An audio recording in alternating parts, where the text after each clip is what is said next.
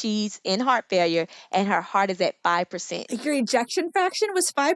My ejection fraction was 5%. Girl, how were you walking around with single digits? What in the world? So that's what the doctor said. He was like, honestly, I don't even know how she even made it to the hospital, and said that you should have been passed out somewhere dead. But instead, you waited a week later to have your baby and you walked in. I walked in the hospital.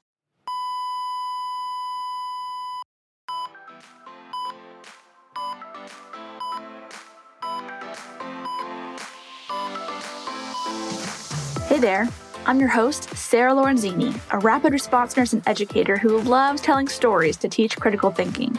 This podcast is for nurses who want the knowledge, skills, and confidence to respond to any emergency.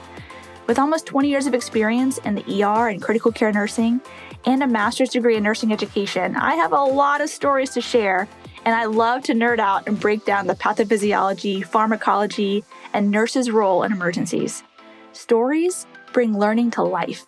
It is way easier to learn from and remember the stories that my colleagues and mentors have told me than anything I've read in a textbook. And that is why I made this podcast. Every episode is packed full of exactly what you need to know to handle whatever crisis that could arise on your shift. It's one thing to get the right answer on the test, but knowing how to detect when your patient is declining and what to do when your patient is crashing is what will make or break your day and might just save your patient's life. Welcome back to the Rapid Response Run podcast. I am so very excited about my guest today. She is not only a nurse, but she has also been a patient in a life-threatening situation and has come out the other side and is living her life, doing God's work.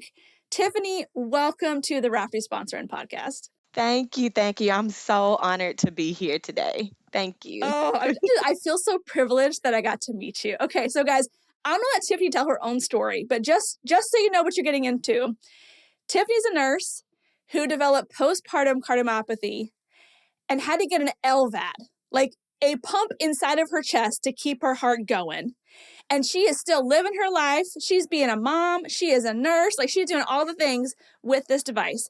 I have gotten no less than 10 questions from people asking for a podcast episode on LVADs. And I was like, I love LVADs, but who better to talk about LVADs than a nurse that has an LVAD?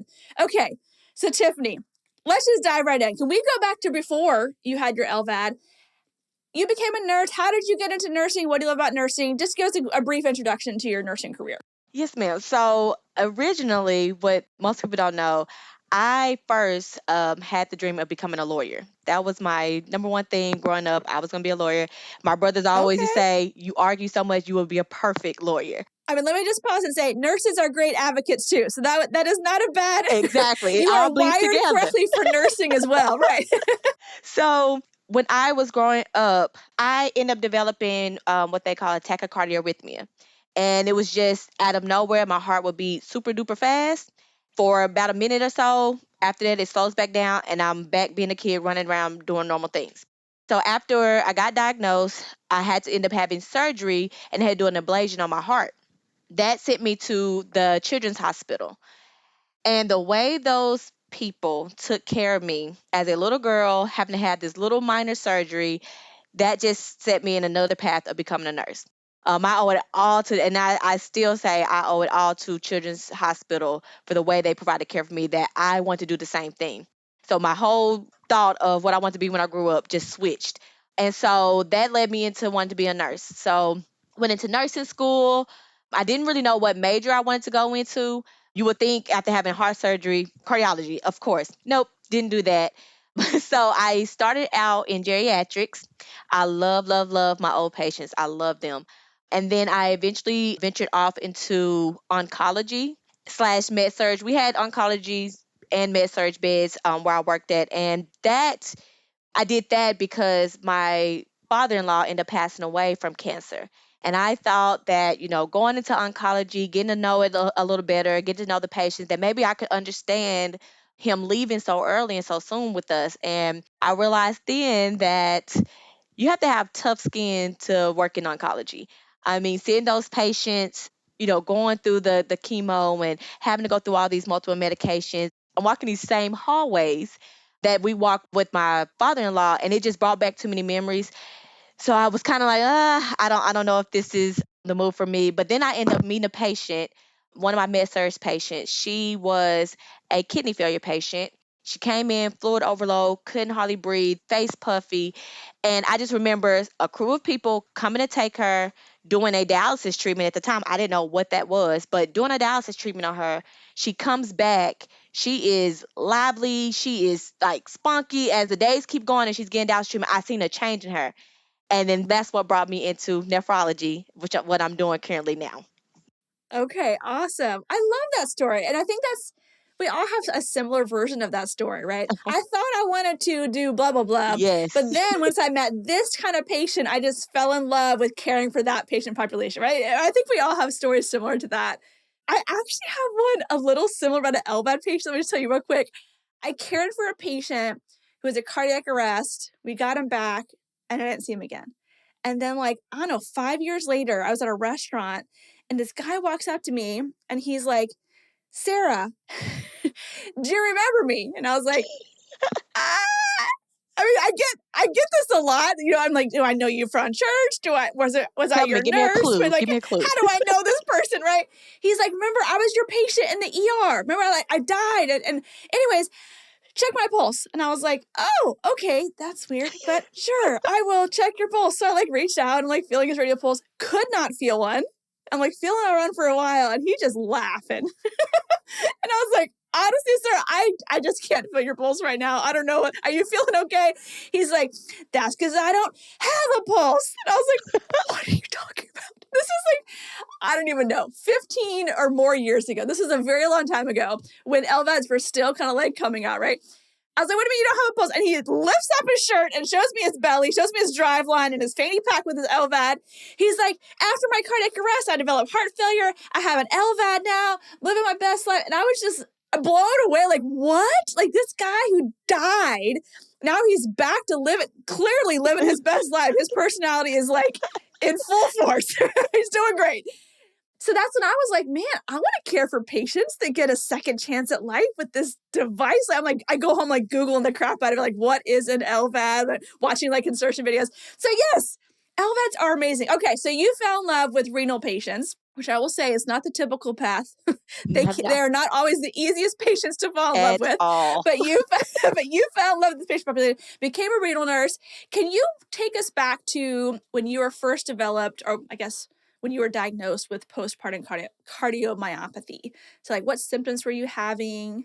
Why do you think the medical team maybe didn't recognize them earlier on? So I started my nephrology career in acute and I worked in the hospital.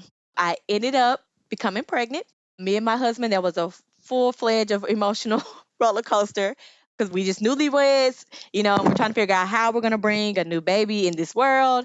But eventually and I talk about it more in my book, but eventually we decided, hey, this is what God has given us. So we're going to work with it. We're going to roll with it. We're going to figure out a plan.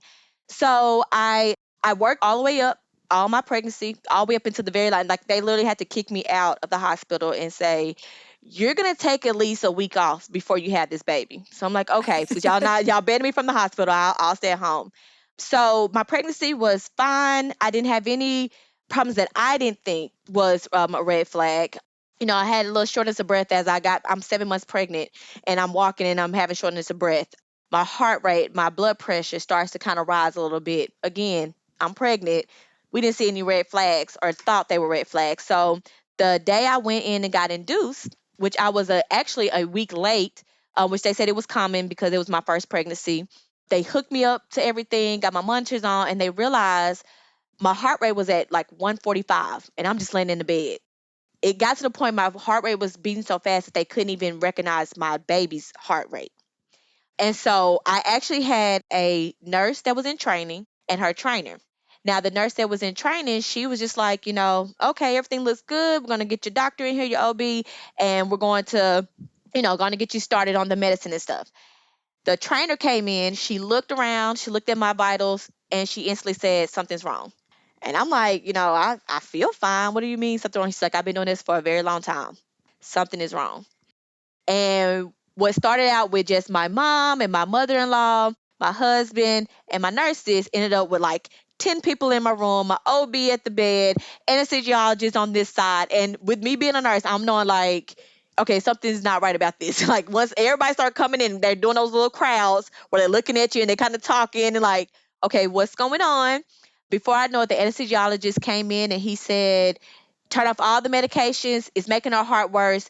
We're going to have emergency C-section.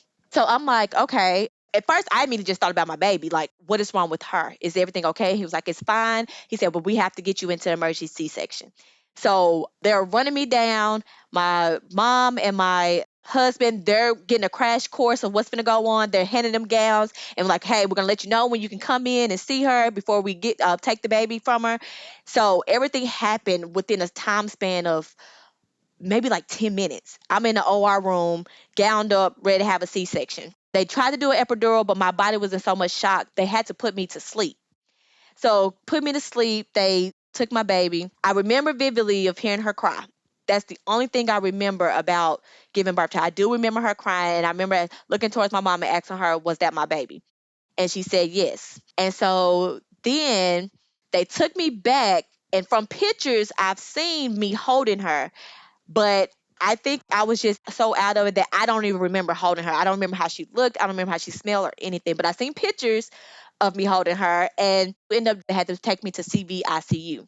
So I went there. My baby stayed in labor and delivery, and that night my parents and my husband, they were in the labor and delivery room with my baby because they let her stay in the room that we were supposed to both be in. And my mom said she remembered, holding my baby girl, which her name is Jace, and playing with her, and everybody just happy to see this new bundle of joy. And a doctor walks in and tells them, so your daughter, your wife, she's going into heart failure. And my mom, they were just all kind of puzzled, like, and she said she even told the doctor, like, I think you may have had the wrong patient because we came here for just, a baby. She don't have the baby. Like, you may be a little confused. And he was like, no, ma'am, we have the right patient. She's in heart failure, and her heart is at 5%. Your ejection fraction was 5%? My ejection fraction was 5%. Girl, how were you walking around with single digits? So that's what the doctor said. He was like, he said, honestly, I don't even know how she even made it to the hospital. And said that you should have been passed out somewhere dead. But instead, you waited a week later to have your baby, and I walked in the hospital. And all the while, you're like, man, this pregnancy stuff really takes it out of you. I am just exhausted. I am exhausted. I am breathing hard. Like, come on, take this baby out now. I just want my lungs back. Oh my gosh. Yes, ma'am. Oh my gosh. Okay, so for those who don't know, ejection fraction is every time the ventricle squeezes, what percentage of blood in that ventricle actually comes out of the vessel. And usually it's like 65%. So the fact that you were in the single digits, that means your heart was just like a limp rag. Like, no offense, but like it was not squeezing very effectively at all. No wonder you didn't have the cardiac output to like get up and go. And you worked until a week before your due date. A week Good before. Lord. Pushing machines, hauling machines. Okay, but you survived. Yes, ma'am. That is great. Okay, so you're postpartum, your baby is on the labor delivery floor, you're the CVICU. What are they telling you your options are with your ejection fraction of 5%? So after they told my family, they came in, all of them came in, the doctors, my mom, my husband, everybody came into my room. So of course I'm knowing like, okay, something's not right if they're all coming in here. And he began to tell me about the same thing, that I'm in heart failure. My heart is at 5%. And he said, and we would like to do an LVAD on you. And I looked him straight in the eyes and said, no, I'm good. No, thank you. Let's move on. So he kind of was puzzled and was like, okay, we think this is your best option, but I said no. And just to get some context, my grandmother had an LVAD. She went from LVAD to a heart transplant. So I kind of knew about an LVAD. And the first thing I'm thinking about is just, it's a bag. You got to carry it. There's batteries. It's always attached to you. I don't want no parts of it. Right. And so I immediately denied it. I was like, no, I'm fine.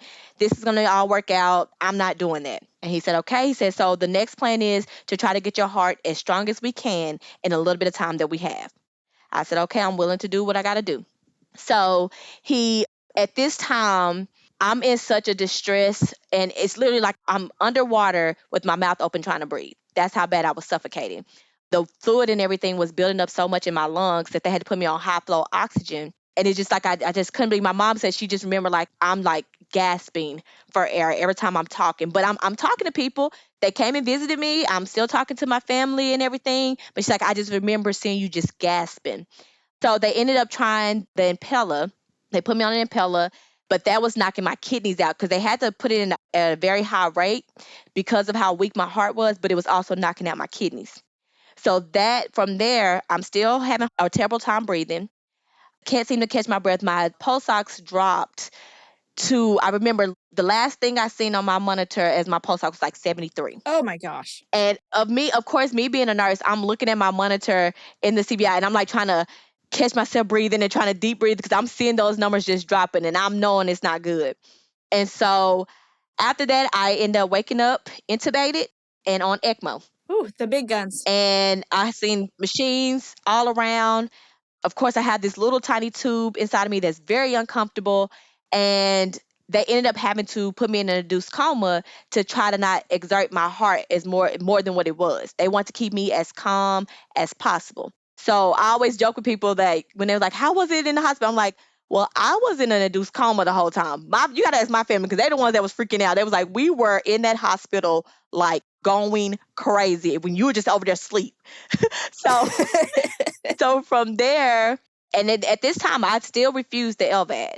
So they're just like slow rolling, trying to do everything possible to prevent that. And I always tell people, admire my family for sticking by me on that because I'm like, if it was me in those shoes, and I know, okay, this is what can help you, and you're denying it, put her to sleep.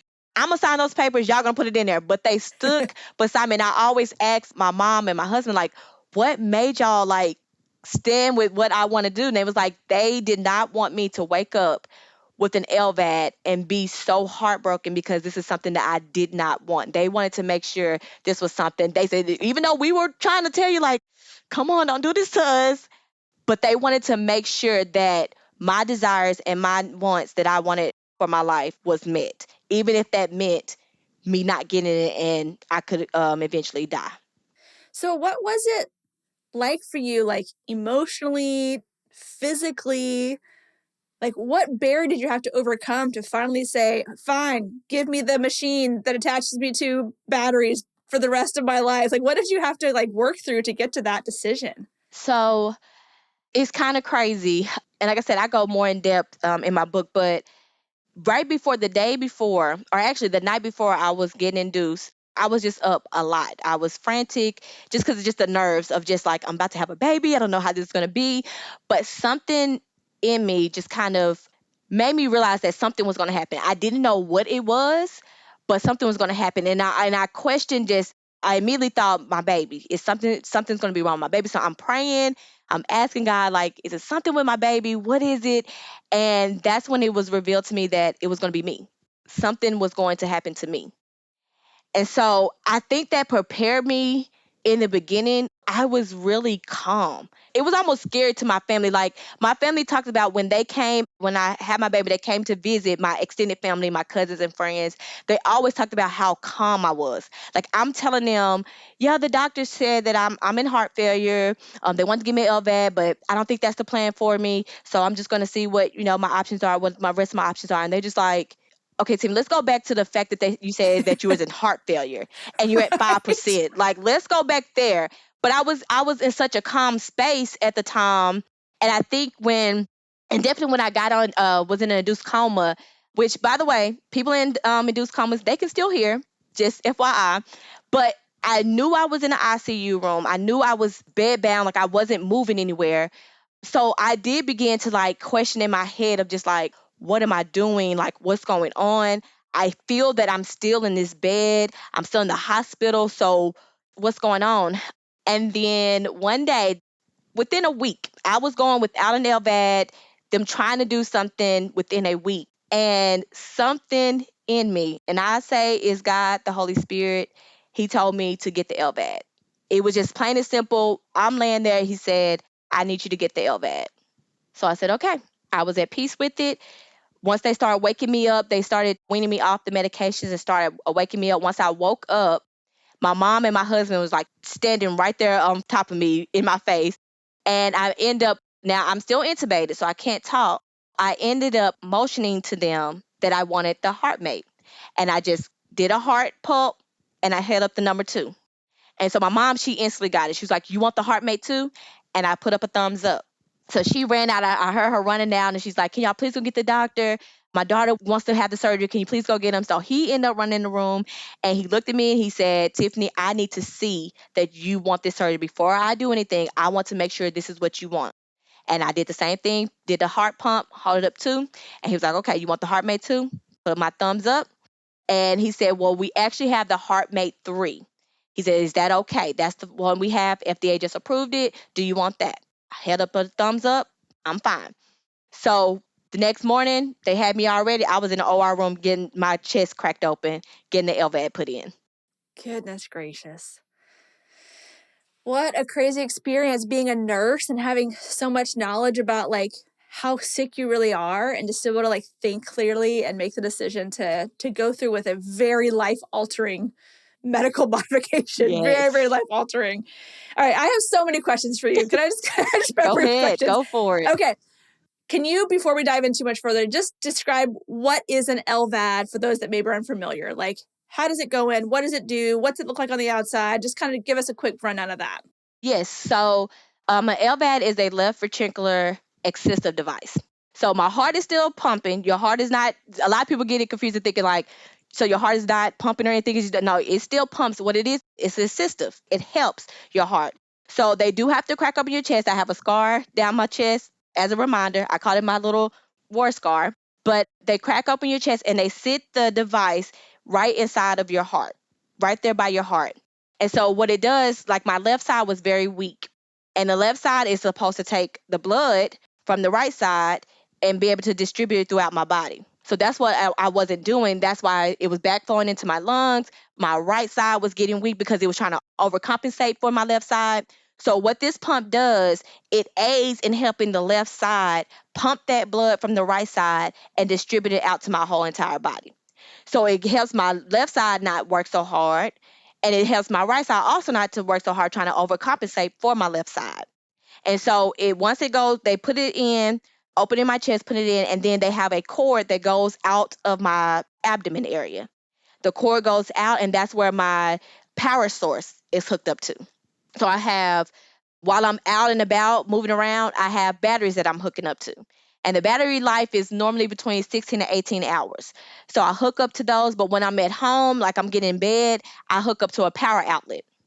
And the cord is fairly long, so I'm able to like maneuver throughout my house a little bit. And I sleep close to my bathroom, so I can be able to go to the bathroom at night, come back, get in the bed. But I hook up to that, so I do have to be cautious about, when the lights go out, things of that nature.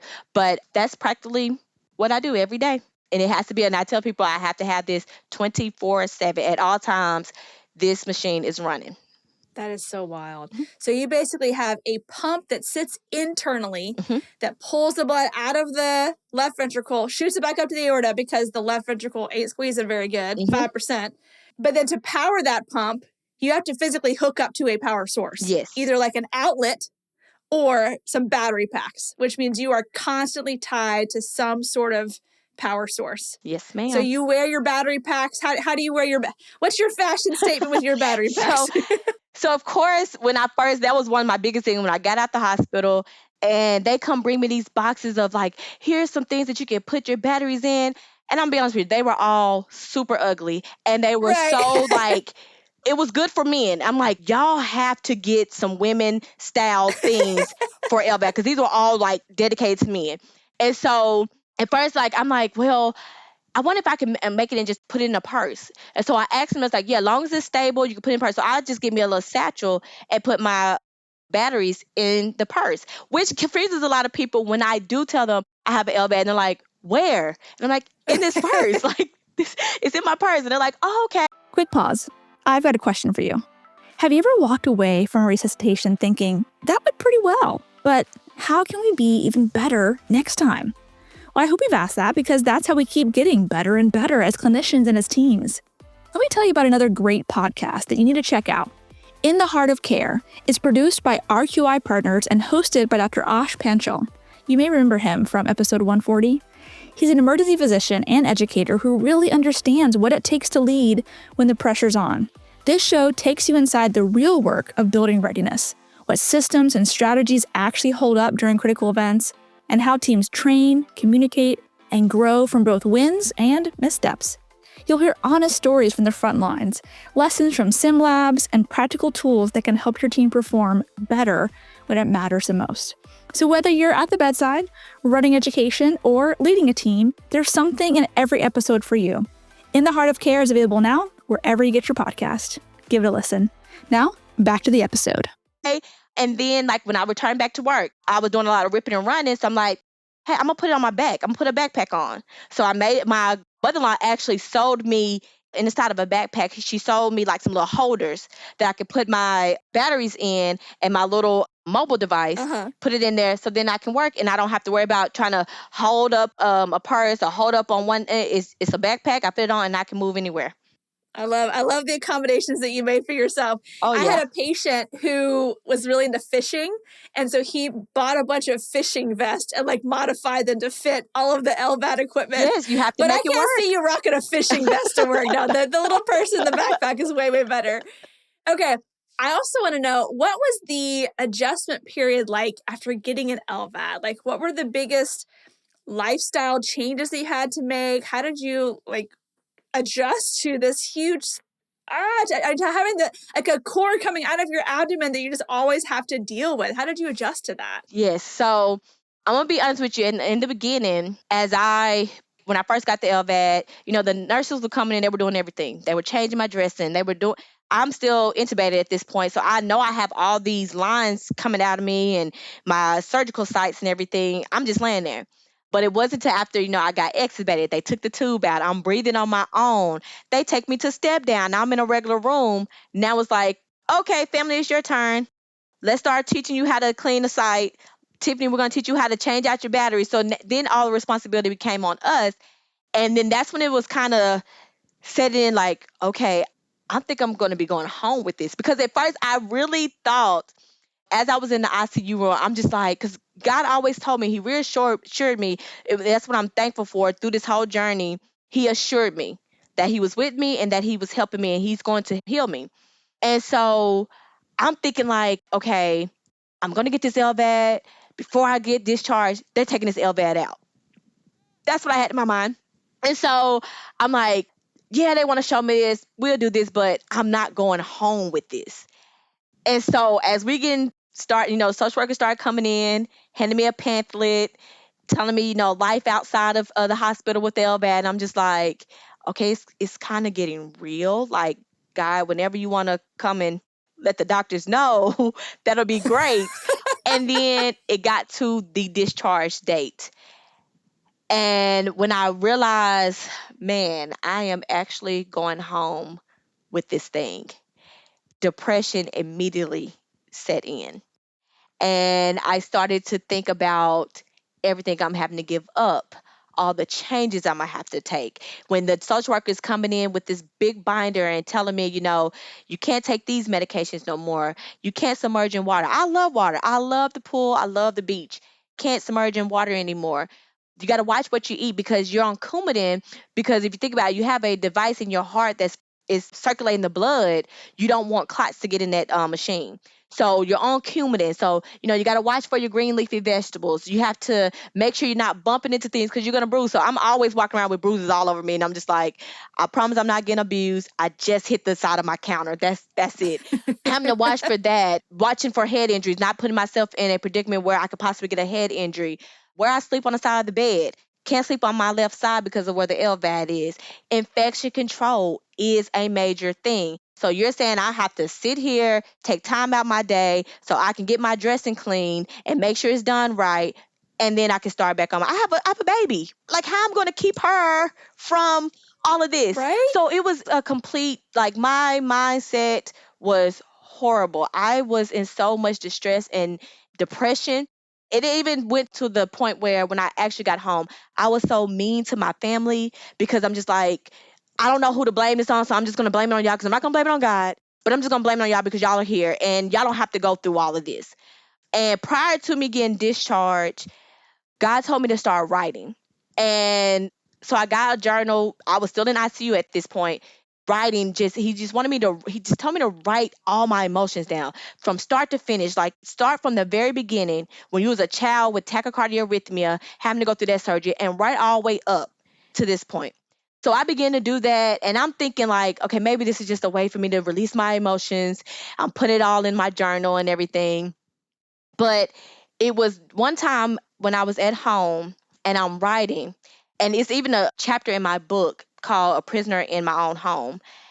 And I realized that I I wanted to just stay there because I didn't want to get out. I didn't want the questions. I didn't want people asking me what was going on and what is this line and why do you have this part. I didn't want that. So I'm just like, I just want to stay at home. I don't want to go nowhere. Bring my food back here. You can go grocery shopping. Like, I wanted to stay here. I even refused therapy, even though I could not walk. When I left the hospital, I could not walk. And I was like, I don't even want to go to therapy. I just leave me alone. But as I'm writing my journal, it's like a light just switched. And my heart began to go back to everything that I went through in the hospital. Going back to when I first got heard that I was at 5% and how they told me, like, you are supposed to be dead. We're going to be just that blunt. You are supposed to be dead right now. And for me to be at home, living and breathing, I have to be grateful for this. And so the things that I thought was just such a major adjustment, and why do I have to do all this? And I don't have time for this. It turned to, instead of me saying, oh, I can't submerge in water, like, I love the pool, like, now I just never gonna be able to swim again, to, no, I'm grateful that I'm here. And now I can take my daughter, who's 6 now, I take her to her swim lessons every year. So I'm seeing her improve as a swimmer. That's great.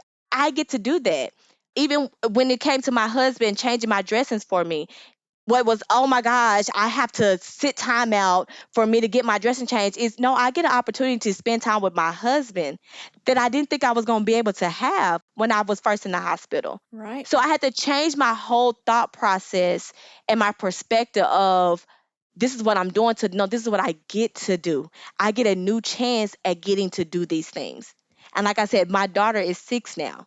So I don't look at it like, it's not like I'm trying to separate my life, because that's the first thing I thought. I was really like, okay, I'm gonna do the LVAD thing, but then I'm gonna do the wife thing, and then, like, no, it's not that. It's how to intertwine all of it together.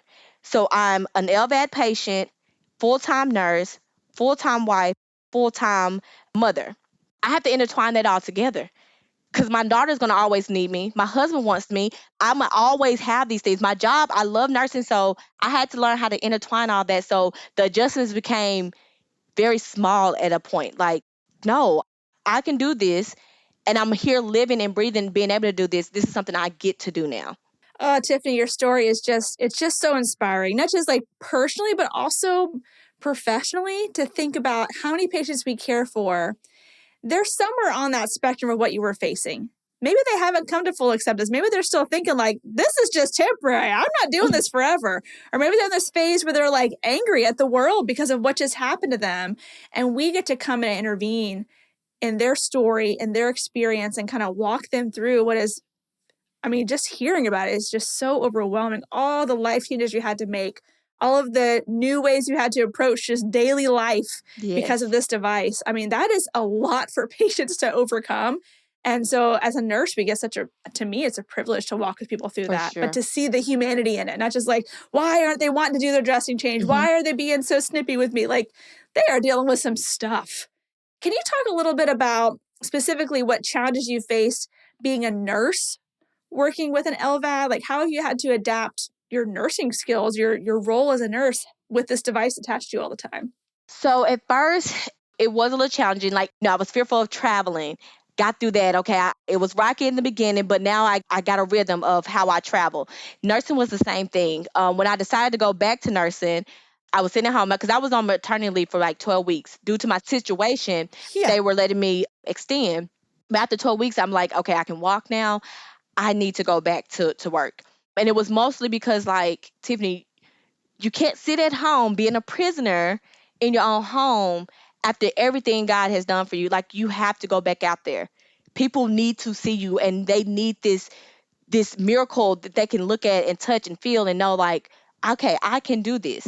And so what I had to adjust with is making sure, if I'm working long shift, do I have extra batteries? Because I have gotten caught with that, of just like, here, and I have no extra batteries. So if this goes out, so I have to run back home, get my extra batteries, make sure they're in the car, because you never know. Like, you have to consider traffic. If you get in a standstill, did that before. You learn stuff after something happens, and it's just like, okay, I got it. I won't do that again. Sitting in traffic, my battery is on 3 bars, so it goes 5 lights that determine how full your battery is. I was on 3. So midway, and I'm sitting in a standstill of traffic. Yeah. So it was, my husband had to drive, get on the side of the road to run over to the other seat. Yeah, Oh it was my crazy. gosh. So I said, learn my lesson. But that was a big adjustment with my nurses, just making sure I'm keeping up with, when I change my batteries, how much battery life I have before I go take an assignment. But I will say that what happened to me, and that's why I consider it a journey, because it has really lifted a lot when it comes to my nursing career. And I tell people all the time, like, when I wrote this book, I had to talk about the good, the bad, and the ugly. That's the direction I got, and I had to do it. And even when I shared it with some of the nurses that was working on my case, I let them know that it wasn't for me to point fingers and, you did this wrong and you did that wrong. But I considered it a learning situation, because I was learning. So when I had those good nurses that advocated for me, just like when I was having to do the emergency C-section, the anesthesiologist came to me after all this they're telling me that the medicine is messing my heart up even worse. I got to have emergency C-section. And he's coming to me and say, hey, I have a student and he's going to put your epidural in. Is that okay? And I'm like, and before I could say anything, my nurse seen my face and knew how fearful I was. And she stepped in and said, absolutely not. This is my patient and you're going to do the epidural. He said, I understand that they got to have their learning. They got to get their training in, but today is not the day and this is not the patient. And those moments right there imprinted on my heart that Yeah. you were my advocate when I could not speak, when I was scared to say something. And like I said, even with the bad, and when I've had nurses while I was in the hospital that said, I'm not going in there again. Like, she's on that call, like, I'm not going back in there. I just went in there. I heard those things. But then I also had to remember, Tiffany, how many times have you said that about a patient? Oh, they're always on their call. Like, I just gave them their medicine. You are not that in pain. It made me realize, like, no, this is a learning experience, not even just for me, but for other nurses, and how we can grow and actually be the advocates for our patients, actually being able to not just be there for their medications and make sure we get our task lists and we're hitting everything on target, but like you said, the humanity of it, knowing that they are human. I remember my first time coming back into the nursing field, and I get to a hospital. I'm ready to, do my first dialysis patient. I go into their room. They're intubated. When I seen that patient in that bed, intubated, so much emotion came upon me. I had to run out the Oh, room, I'm sure. and I just burst into tears. And so I'm calling my mom. I'm just asking her, can you calm me down? She said, you got this. Take a few walks, deep breathe, pray. You got this. And so that's what I did. I got myself together and I said, Tiffany, this is why you had to come back. This is why. I went in that room. I spoke to the family. I let them know what I was going to do. I went to the patient. I spoke to her and I let her know what I'm in here to do. And before I hooked her up, before I got any information, vital signs or anything, I asked her, are you comfortable? And she, of course, shook her head no. I said, okay, well, what I'm going to do, you're going to be still for at least 3 hours. Would you like for me to rearrange you to where you're a little more comfortable? And she said, yes. She shook her head, yes. I said, now you don't have to talk much because I know it's uncomfortable. I said, thumbs up, thumbs down, left, right. I can work it out. So after I got her adjusted really well and I asked her, is this is a comfortable position for you? She said, yes. Then I started all my nursing stuff. Her parents looked at me and was just amazed at, like, the fact that you came in here and you actually saw about her and how she felt before you even started. He was like, you must be doing this for a long time. And I'm like, I actually haven't, but I've been in her shoes. Right. I know how it You feels. know what it's like to be stuck in that bed, Yes. and you're helpless and you can't advocate for yourself, and someone has to, like, step out of their task and see Yes. the human in front of them and do something what seems so simple, reposition for comfort. But Oh, Yes, ma'am. Sarah, it literally lit a fire in me. Just seeing that, I was like, this is why I had to come back to nursing. yes. I Yes. had to because of everything I just learned being a patient. It's like I can be that bridge from the patient to the nurse. I can be that bridge. And yes, I work with renal patients and they are the the most difficult. A lot of them they non-compliant, but they receive what I say Right. because I've been there. So when they come Right. in with these problems and the first thing as a patient you say like nobody understands. Y'all just don't understand what I'm going through. And when I can sit down with them eye level and go through everything I've been through and what I'm still going through, they're just Right. like, okay, if you can come in here and smile and work and take care of other patients, I can do right by eating right. I can do right by coming to my therapies and my treatments. And they receive that whatever I'm saying out of that because I really care and I do understand. So I want to Right. You hit that do. humanity and let them know that I see you as a human. I understand. And before I go into all the nursing stuff, I just want to make sure you're okay. And it really just changed the trajectory of my nursing career for sure. Absolutely. I mean, there's a lot of even though it's a different organ system, theirs is their kidneys, yours is your heart. A lot of parallels with what you guys are facing. It's a daily thing you have to deal with. For them, it's what, 3 times a week going to get dialysis. For you, it's every single day with your dressing changes and your battery changes and your doctor's appointments and your blood draws and risk for injury. Like there's a lot of parallels that you can really connect with your patients on. What a gift that you get to have that special connection that maybe not every nurse would have with someone who's facing chronic illness. Yes, ma'am. Man, Tiffany, God has walked you through this whole experience and you have come out the other side like a beacon of hope for people with chronic illness that are having to deal with the Thank hard you. I'm stuff. so honored. I'm so honored. Man. So, have you ever personally had a LVAD related emergency that you've had to deal with? I would say the most of an emergency I've had was to try to break this down quickly. The battery pack that controls so you have your batteries, but it's also connected to I say a monitor. And that's what you're powering to the monitor to keep the machine going. Right. So within that is a battery itself in that battery pack. And so I guess so the two big batteries is kind of like a secondary battery to help charge the main battery.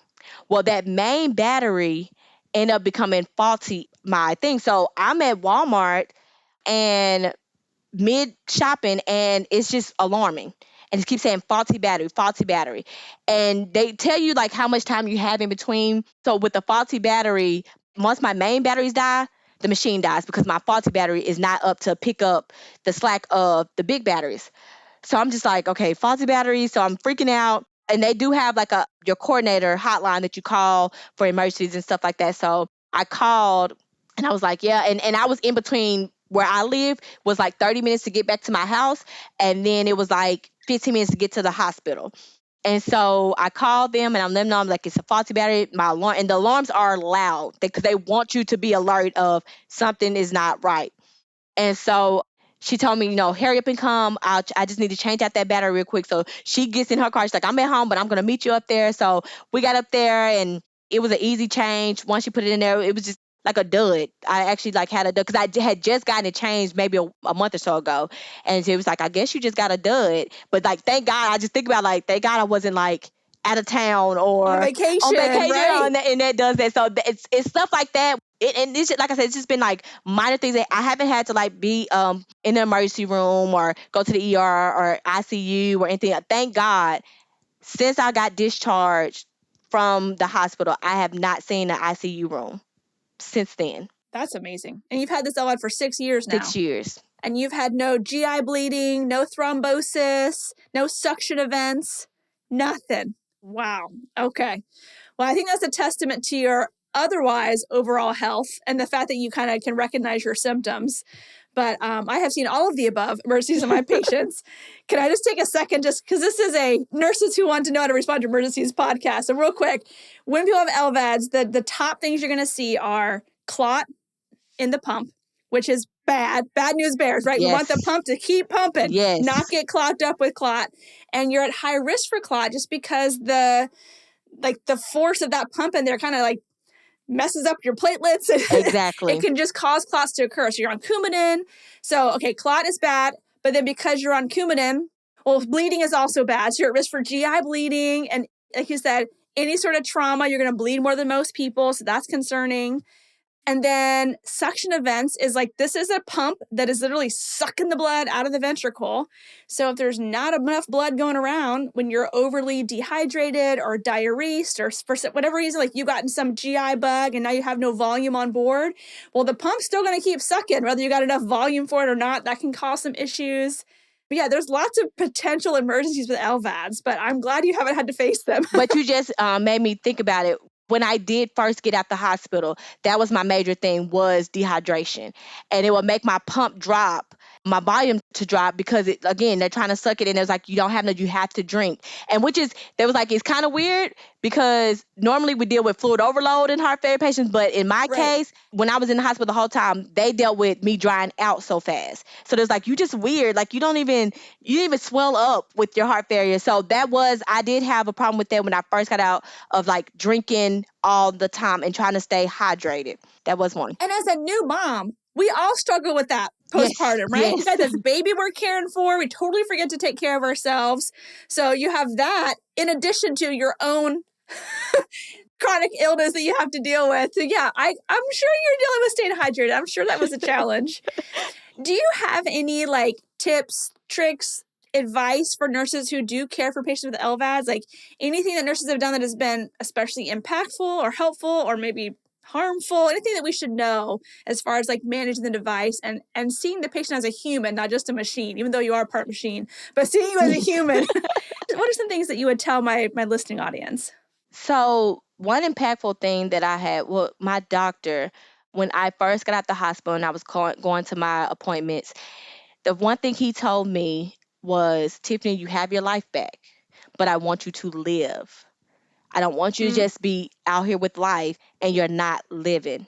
And that pushed me to where I couldn't live in fear no more, because it is fearful because you're just scared that if I travel, like what will happen if I travel and something messes up, or, if I do forget batteries. And so it did keep me in a box for a long time. But when he told me that, it just kind of helped me to just start pushing my feet forward. I always tell nurses, when y'all dealing with LVADs, number one, it is a big lifestyle change. And depending on how they look at it, how they view it, their perspective, where they come in, because this levels to it. And I tell everybody, like now I am an ambassador for Abbott, who creates LVAD. So I actually go and talk to patients who are potentially finna get an LVAD, trying to decide if they want an LVAD. And I always just reassure them that if you have the right mindset, because I never tell anybody to get it or anything.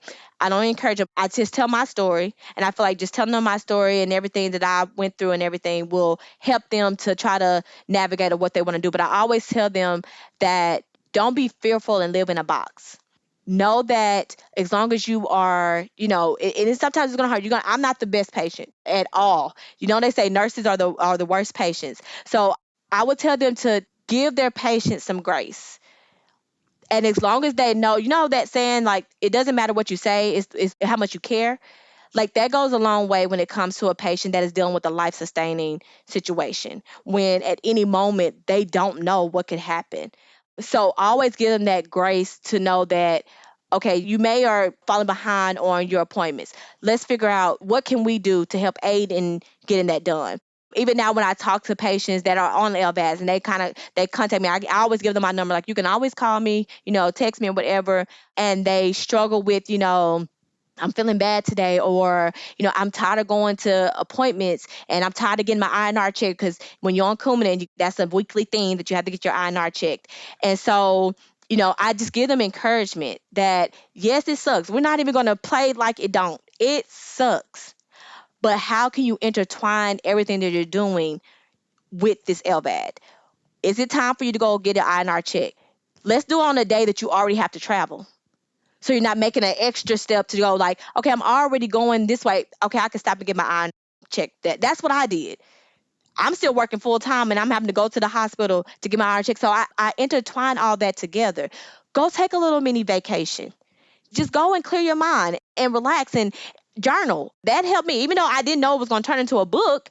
But journaling, putting that emotion down and like really seeing my emotions and how am I feeling, I'm telling you, it changed my life and to the perspective that I've had to that. And it's just a breath of fresh air to see people that are going through this change and they're looking at me now and they just started and they're just like, how am I going to get to your level? And I'm like, baby, I was in your shoes when I had to start with that. So this is just your hope that if you just keep going, you keep your mind focused and you do what you have to do for your body and for your health. And I always tell them, even if you can't do it for yourself, find somebody that you can do it for.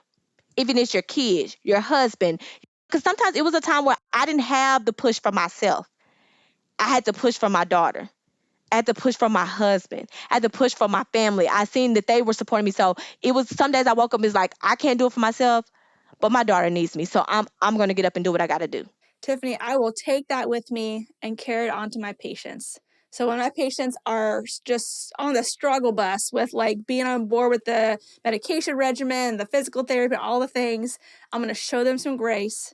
And I'm going to remind them that like you have a life to live. Yes. Whether it's for you or whether it's for your Jace or whether it's for your husband, like you have a life to live. So let's get you to where you can live that life. Let's get you out of this hospital. Let's get you Yes. strong again. Like just reminding them like to see the end, like the end goal and not just like the in the moment overwhelm of like the dressing changes and the medicine and I can't even imagine what you went through. But look at you now, living your life, making such an impact on the world. Yes, ma'am. Get to be a mama, get to be a wife, get to continue being a nurse. Like I'm just so grateful that you lived and that the LVAD is helping you do that. I'm so grateful. Yes, ma'am. I love it. Tiffany, this has been such a good episode. I cannot wait to get it edited and get it out to our listeners. I know they're all like, where do I get this book? I want to hear the rest of the details of Tiffany's story. Can you just tell them where they can find you, how they can connect with you, and how they can purchase your book? Yes. So my book is on Amazon, and it's titled A Journey Through Supernatural Healing by Tiffany Cannon. And you can also find me on Facebook at Tiffany Davis Cannon. And I also have an email if you would like have any more questions or like to schedule a booking or anything. You can hit me up on my email at tiffany.cannonjourney@gmail.com. Got it. And I will put all that in the show notes in case you missed what she was saying. Okay. Tiffany, thank you again. It has been such a privilege to meet you and to get to have you on my podcast. I wish you all the best and all that you're doing in the world. Keep making the impact as you already are. Bless you, my friend. Thank you. Thank you so much, Sarah. Thank you for having me on. All right. Have a good one. Before you go, I have an exciting announcement. You can now earn CEs for listening to this podcast. That's right. Our Renegade has teamed up with podcast hosts like me who are delivering amazing content that not only educates, but inspires you to be the best for your patients. You get to learn and earn continuing education credits while absorbing knowledge from thought leaders and innovators in the field of health and medicine. You're already listening to podcasts during your commute, at the gym, or while unwinding after a long day. So why not earn your CEs at the same time? And that's where pod classes come in. Yep, it's just what it sounds like. It's CE learning through podcast. To learn more, I put a link in the show notes for you. Well, thanks for listening. I hope you learned something that will save a life. Remember, nursing is a team sport, so trust your intuition and don't give up advocating until you are confident you've done what's right by your patient. The views and opinions expressed on this show are that of Sarah Lorenzini's. That's me and mine alone. They are not intended as medical advice and should not take the place of your institution's policies or procedures. Evidence-based practice is ever-changing, and your patient care should reflect the current best practice. So if you want to get in contact with me, you can shoot me an email at sarah@rapidresponsern.com or on all social media platforms as the Rapid Response RN.